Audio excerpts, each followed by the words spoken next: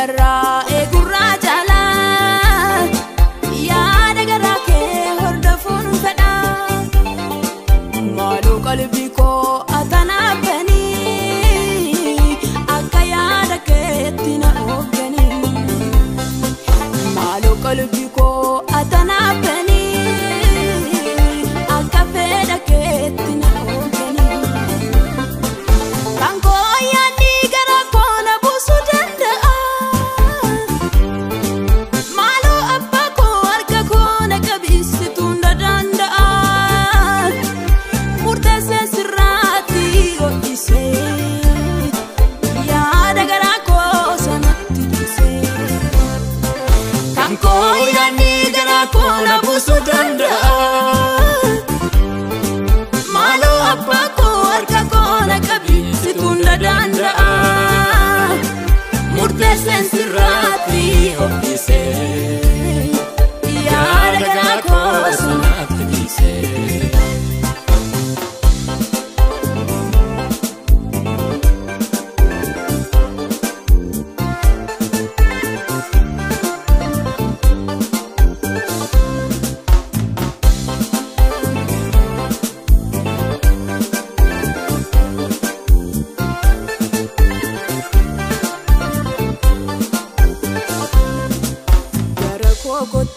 gurra keessanii gara kootti qaba akka jiraataniif dubbii koo dhagaa intittee atoo maalum nu miitee garaa jireenyaatti akka dabarruuf lubbuun nu duutee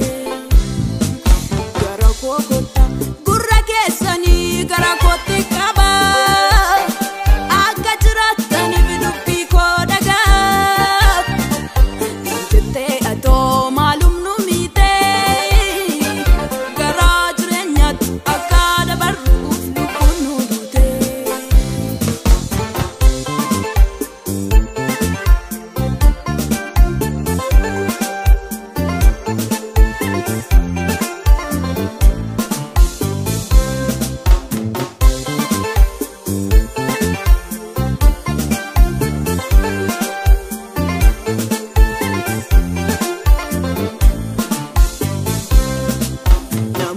Foonii cimsuuf of qopheessuun wanta muraasaaf nama gargaara kan Waaqayyoo ta'uuf of qopheessuun garuu wanta hedduudhaaf nama gargaara kan isaa har'aas kan isaa boruus abdiin isuma keessa namaaf ta'a.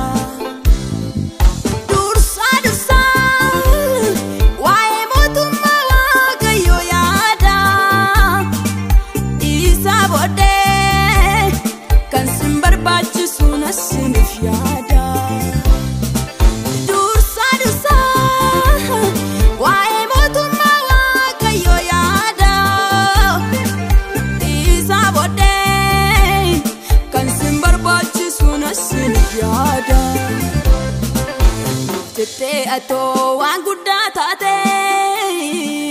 akka jiraannu fannoo tolbaate atoo waan guddaa taate akka jiraannu fannoo tolbaate kan koo yaadni garaa koo na buusuu danda'a maaloo abbaa koo harka koo na qabsiisuun danda'a murteessee sirraatti ho'isee yaada garaa koo sanatti dhiisee kan koo yaadni garaa koo na buusuu danda'a maaloo abbaa koo harka koo na qabsiisuun danda'a murteessee sirraatti ho'isee yaada garaa koo sanatti dhiisee